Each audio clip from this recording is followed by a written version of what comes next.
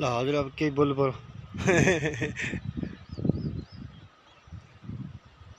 सम्माननीय पूर्व प्रधानमन्त्री नेकपा एमालेका अध्यक्ष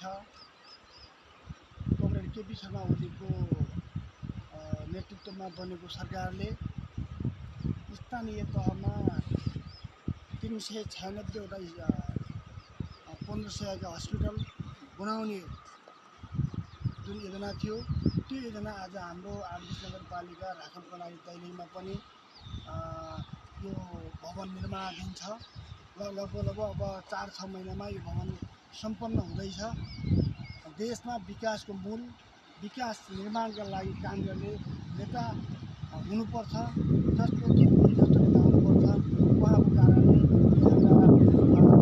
एकदमै